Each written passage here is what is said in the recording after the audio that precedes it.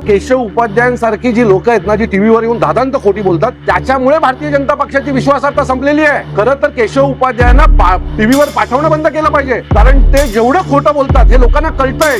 ज्या वेळेला टीव्हीवर लोक बोलतात हा माणूस खोटं बोलतोय. असं आहे की मुळामध्ये मनसेच्या एकाही उमेदवाराला धड 4 मतही कुठे मिळत नाही. ही विश्वासार्हता केशव उपाध्याय काय बोलतो हा विश्वास महत्वाचा नाहीये. केशव उपाध्यायच्या विश्वासार्हतेबद्दल खूप सगळेजण मानतात, त्याबद्दल जाधवांच्या सर्टिफिकेटची गरज नाही. पक्षाच्या राजकारणाचं जर कोणी वाटोळं केलं असेल ना, तर भारतीय जनता पक्षाने केलं. 2014 ते 2024 या दरम्यान भारतीय जनता पक्षाने जेवढं या महाराष्ट्राचं राजकारण दूषित केलं ना, तेवढं आजपर्यंत स्वतंत्र भारताच्या इतिहासानंतर कोणी केलं नाही. पैसे वाटून निवडणूक जिंकावी. या देशातला एकूण सगळ्या राजकीय पक्षांचा आपण विचार केला तरी एकूण आपल्या विचारधारेवरती ठाम राहून वाटचाल करीत असला. भलेही यावेळी भारतीय जनता पार्टीला अनेक ठिकाणी प्रवेश नव्हता. अत्यंत छोटा पक्ष भारतीय जनता पार्टी होती. जनसंघाच्या काळात तर खूपच कष्टा या पक्षाच्या कार्यकर्त्यांनी खाल्ल्या. पण जी विचारधारा भारतीय जनता पार्टी सुरुवातीपासून मांडते, विकास आणि हिंदुत्वाची, जी सर्वसमावेशकतेचं हिंदुत्व आम्ही मानतो, या दोन मुद्द्यावरती आम्ही आज देशासमोर देशासगळीकडे पसरतो आहोत, विस्तारत आहोत. या दोन विचारधारांना कितीही संकट आली तरी आम्ही कधीही डगमगलो नाही. आम्ही आमचा अजेंडा कधीही सोडला नाही. त्यामुळे आजही भारतीय जनता पार्टीची विचारधारा जी आहे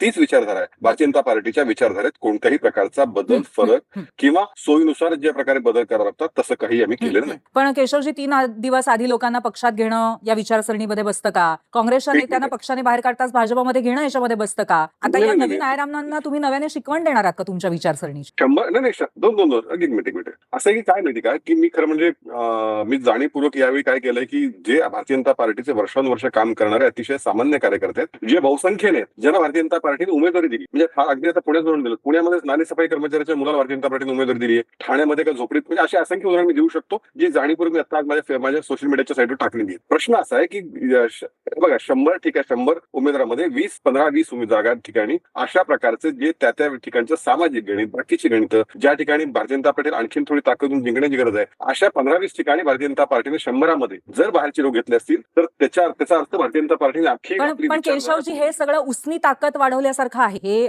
पूर्णपणे पक्ष बांधणी करण्यासारखं आहे का? एक मिनिट कसं उत्तर देतो. 100% म्हणजे मुळात असं आहे की ज्यावेळी शेवटी असं आहे की तुमचा पक्ष वाढतो कसा, शेवटी प्रत्येक जण या पार्टीत येत असतो, आपल्या विचारांनी या पार्टीतल्या विचारांनी डेव्हलप होत असतो. शेवटी कुठलाच माणूस हा जन्मजात कुठल्या काही यायचं नसतं ना. ज्यावेळी तो भारतीय जनता पार्टीत येतो त्याचा विस्तार होतो, त्याच्या भारतीय जनता पार्टीचा विस्तार होत असतो. आणि तुमच्या माहितीने सांगतो की भारतीय जनता पार्टी संघटनात्मक पक्ष म्हणून ओळखला जातो. आजही भारतीय जनता पार्टीची संघटनात्मक ताकद, संघटनात्मक रचना इतकी बळकट आहे की त्यामुळे नवीन आलेल्यांना आम्ही सामावून घेतो, आमच्या विचारसरणीवर तो वागायला लागतो.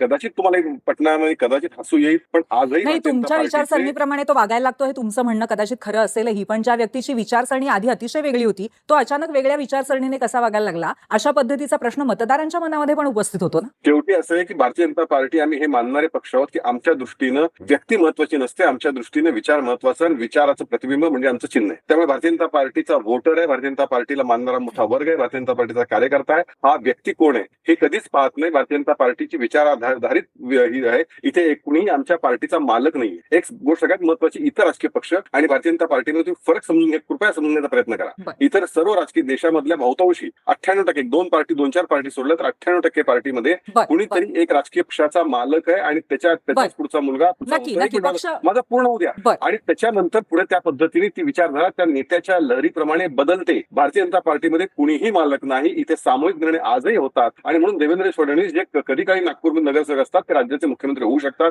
नितीन गडकरी कधी काळी बूथवरती पोस्टर लावायचे ते केंद्रात अध्यक्ष होतात आणि मंत्री होतात.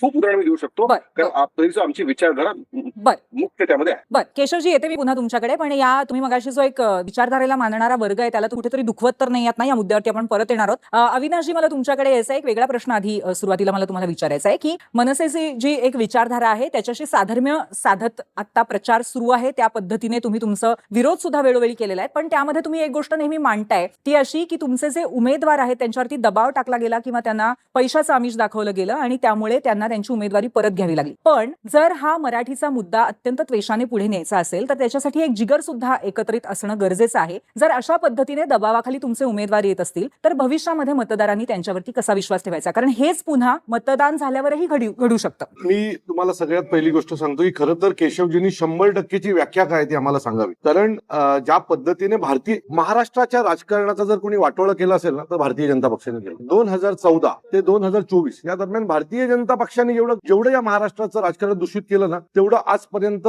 स्वतंत्र भारताच्या इतिहासानंतर नंतर कोणी केलं नसतं. महाराष्ट्रात 2 मोठे पक्ष त्यांनी फोडले. एक शिवसेना हा पक्ष फोडला, दुसरा राष्ट्रवादी हा पक्ष त्यांनी फोडला. आजची कंडिशन अशी आहे की बदलापूरमध्ये बलात्कार झालेल्या माणसाला, बलात्काराच्या सहआरोपी असलेल्या माणसाला देखील त्यांनी कॉप नगरसेवकाचं पद दिलं. MIM बरोबर त्यांनी युती केली. बदलापूरमध्ये त्यांनी 12 काँग्रेसचे नगरसेवक फोडले. आता ह्या सगळ्या विचारधारा कुठल्या व्याख्येत बसतात हे जरा केशव उपाध्यायांनी एकदा आम्हाला समजावून सांगाव्या. तुमचा तो मूळ प्रश्न आहे. तुम्ही मला प्रश्न विचारला की तुमचे नगरसेवकांवर विश्वास कसा ठेवायचा. एक गोष्ट लक्षात ठेवा, भारतीय जनता पक्षांनी आमच्या उमेदवारांना 7-8-10 जण गेली, म्हणजे ऑफर प्रत्येकाला होती. काल राजसाहेबांनी यादी वाचली ना, त्यात असे 100 लोक होते ज्यांना ऑफर होते, त्यातले 2-4 जण घडले. हो, आमचं मत एवढंच आहे की तुम्हाला जर खऱ्या अर्थाने या सगळ्या गोष्टी टिकवायच्या असतील तर तुम्ही या ना आमच्या म्हणजे अविनाशजी, तुम्हाला असं म्हणायचंय का की मराठी जे काय होईल ते होईल. बरं, पण मला तुम्हाला असं विचारायचं आहे की तुमचं असं म्हणणं आहे का की मराठीच्या मुद्द्यावरती एकरूप राहून अत्यंत हिंमत दाखवत नंतर सुद्धा तुमच्या पक्षाबरोबर चिकटून राहणारे असे तुमचे उमेदवार नक्की असणार आहेत? का नसणार आहेत? आता जे आहेत ते सगळे प्रामाणिक जायचं असतं. आता जात होते. आताही 5 लाख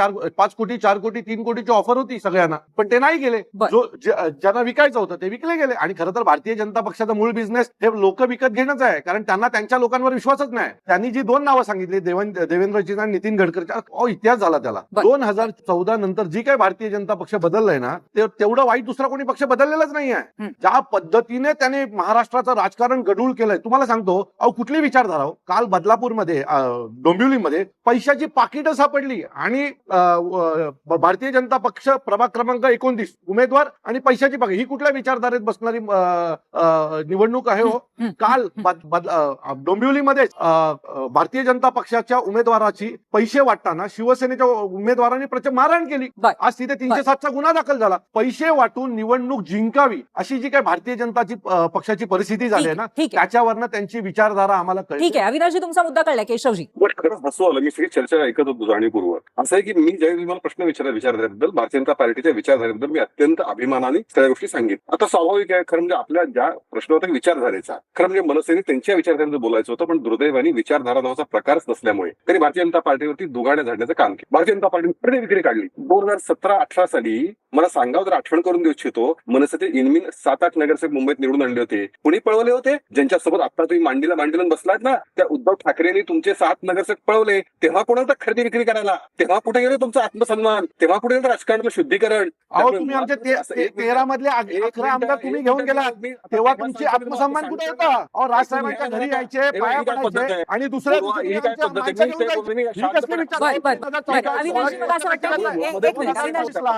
त्यांनी तुमचे सगळे प्रश्न ऐकून घेतले होते. आपण त्यांचे प्रश्न ऐकून घेऊया. प्रश्न पूर्ण करा केशवजी. मुळात असं आहे की मनसे नावाच्या पक्षाला माणूस बोलू शकतो. अविनाशजी, मी तुमच्याकडे येणार आहे. अविनाशजी, आपण नंतर सविस्तर बोलू. केशवजी, मनसेचे नगरसेवक पळवले, चोरले, विकत घेतले, जे म्हणायचे ते म्हणा, पण हा इतिहास आहे 18चा मुंबईतला. त्यामुळे मनसे नावाच्या पक्षाला कुठलीही विचारधारा आहे की नाही, इथून प्रश्न सुरुवात करावी लागते. कारण त्यांच्या भूमिका बघा, ते एकदा शरद पवारचं कौतुक करतात, पुन्हा ते भारतीय जनता पार्टी सोबत येतात. केशवजी, तुमचा मुद्दा कळलेला आहे. उपाध्यायांना विचारा जरा, या तुम्ही ज्या कमेंट्स वाचल्यात त्या त्यांनी ऐकल्यात का? कारण एकही जण भारतीय जनता पक्षाच्या विचारधारेबद्दल बोलत नाहीये. हे दुर्दैव आहे भारतीय जनता पक्षाचं. एकही माणूस बोलायला तयार नाहीये. तुम्ही लोक रस्त्याने चालताना त्यावेळेला पण लोक म्हणतात, कसे निवडून येतात ते भारतीय जनता पक्षावाले, आम्ही यांना मतदान नाही करत आहोत. सो हे जे सगळं आहे ना, हे सगळं मतपेटी आणि पैसे यांच्या जीवावर यांचं हे सगळं चालू आहे. आता मगाचा विषय होता की यांनी विचारधारेबद्दल बोलले की आमचे उबाटाने आमचे 7 नगरसेवक नेले. मी तुम्हाला उदाहरण सांगतो, माझं उदाहरण सांगतो. रत्नागिरीला नारायण राणेंसाठी आम्ही प्रचंड मेहनत केली आणि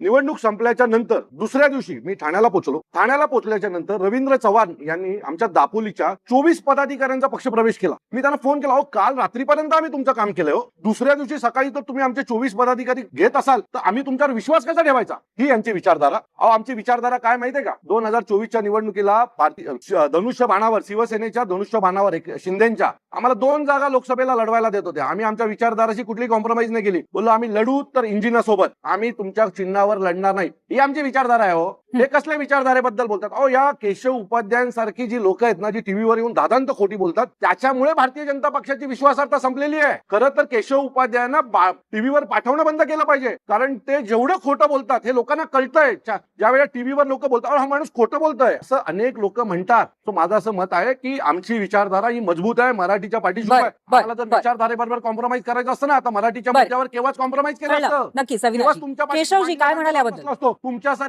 माझी एक विनंती आहे की आता तरी तुमच्यासारखे अजित पवारांना बाजूला घेऊन बसलो नाही आम्ही अविनाशजी फक्त. अविनाशजी आपण केशवजींना वेळ देऊया.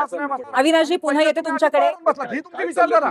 केशवजी बोला. काय चाललंय असं आहे की माझी विनंती आहे की ते शांतपणे ऐकून घ्यायचं, किमान संयम ठेवावा. असं आहे की मुळामध्ये मनसेच्या एकाही उमेदवाराला धड 4 मतही कुठे मिळत नाहीत. ही विश्वासार्हता, केशव उपाध्याय काय बोलतो हा विश्वास महत्वाचा नाहीये. केशव उपाध्यायच्या विश्वासार्हतेबद्दल खूप सगळेजण मानतात, त्याबद्दल जाधवांच्या सर्टिफिकेटची गरज नाही ना कोणाचीच गरज. आणि मुळात असं आहे की विचार त्यांनी मनसेचा करावा, त्यांना स्वतःचा करावा, काय किती मतं त्यांना मिळतात, काय मिळतात वर्षानुवर्ष हे करून, आणि विश्वासार्हता एक सातत्य नाही. एक मिनिट, हे काय चाललंय? ही पद्धत आहे का मला सांग?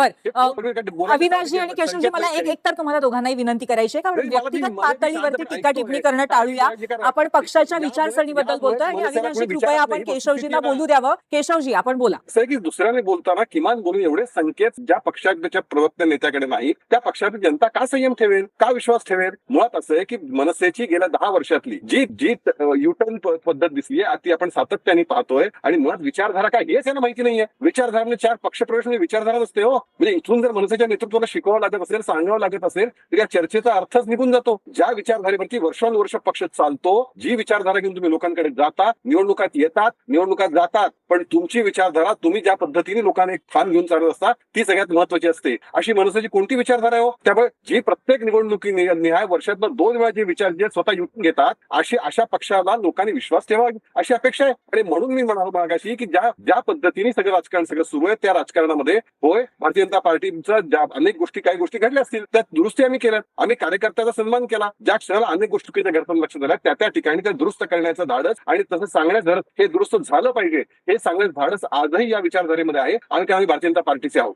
राहता राहिला प्रश्न एक परसेप्शन एक मोठ्या प्रमाणात असं होतं. मी आजही यादी प्रत्येक महानगरपालिकेची यादी काढून दाखवायला तयार आहे की त्या महानगरपालिकेमध्ये आजही 80% अधिक तिकीटं ही भारतीय जनता पार्टीच्या कार्यकर्त्यांनाच मिळाली आहेत. हे करायला तयार आहे. बरं, मनसेने काय पक्षप्रवेश केले नाहीत? मनसेने मला सांगा, नाशिक अनेक ठिकाणी कुणाकडून उमेदवारी दिल्यात काय? ते भारतीय जनता पार्टीच्या लोकांना कधी कुठे घेतलेलं नाहीये. त्यामुळे कुणीतरी पक्षात घेतलं म्हणजे काय पाप झालं? अशा भूमिकेतनं अशा भ्रमातनं मला वाटतं बाहेर आलं पाहिजे. मुळात विचारधारा काय असते हे एकदा थोडं समजून घ्या, मग इतरांच्या विश्वासार्हतेबद्दल इथं येऊन भाषण करा, ही माझी विनंती. बरं अविनाशजी. केशव उपाध्यायचे घरी पुन्हा हा एपिसोड नीट चेक करा. तुम्ही आलात की उद्धव ठाकरेंनी आमचे 7 नगरसेवक नेले ना, या मुद्द्यावर तुम्ही आलात, त्याचं उत्तर मी तुम्हाला दिलंय. खरं तर तुम्ही विचारधारेबद्दल मी चुकीच्या माणसाबद्दल बोलतोय. अहो, तुम्हीच मला त्या मुद्द्यावर नेलं आणि तुम्हीच मला परत सांगताय जरा पुन्हा एकदा हा नीट एपिसोड पहा.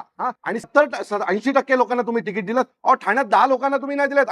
80 लोक 40 पैकी जवळजवळ 30 उमेदवार तुमचे हे भारतीय राष्ट्रवादी काँग्रेस, शिवसेना यांच्यातनं आलेले आहेत. कशाला खोटं बोलताय? मी तुम्हाला यादी वाचून दाखवू शकतो की 40 पैकी ठाण्यात तुम्ही 40 उमेदवार दिलेत, त्यातले 30 उमेदवार हे बाहेरनं आलेले आहेत. कशाला खोटं बोलता? आणि विचारधारा, अहो केशव उपाध्यायजी, तुम्ही जे मुद्दे मांडलेत ना त्याचं उत्तर मी दिलं. आता ते उत्तर ज्या वेळेला तुम्हाला ऐकायची वेळ येते ना त्यावेळेला तुम्ही आरडाओरड करता आणि जशी या चॅनलची दिशाभूल करताय ना तशी तुम्ही समाजाची दिशाभूल करताय. मूळ मुद्द्यावर ज्यावेळेला आम्ही हात घालतो ना त्यावेळेला तुम्हाला त्रास व्हायला लागतो. मी मूळ मुद्द्यावर हात घातला की तुमच्यावर का विश्वास ठेवू नये महाराष्ट्राने, हे विचारधाराचाच एक भाग आहे की जे गद्दारी करू शकतात, मदत करणाऱ्या बिनशर्त पाठिंबा देणाऱ्या पक्षाची त्यांची विचारधारा काय असेल. आता या मुद्द्यावर जर मी बोललो असेल तर तुम्हाला आमची विचारधारा काय ती ऐकायची असेल तर अजून खोलात जाऊ शकतो मी आणि खोलात जाऊन बोलू शकतो. नॅशनल चॅनलला बसलो म्हणून बोलत नाहीये. बरं ठीक आहे अविनाशजी, तुमचा मुद्दा कळलाय. केशवजी अगदी थोडक्यात. आरडाओरड करताय, कशाला करताय? आता मी आता पुन्हा असं माझं नाव घेतल्यानंतर मी बोलायला सुरुवात करतो. अगदी दोन ओळीमध्ये दोन ओळी देतो की मुळामध्ये विचारधारा ही जो पक्ष चिन्हावरती जो पक्ष विचारात चालतो तोच पक्ष भारतीय राजकारणात टिकेल. बाकी वर्षातनं 2 वेळा युटर्न घेणारे असंख्य पक्ष मनसे महाराष्ट्रात त्या देशामध्ये ते अशाच पद्धतीने उड्या मारत राहतील आणि जनता त्यांना विश्वासार्हता देणार आणि वस्तुस्थिती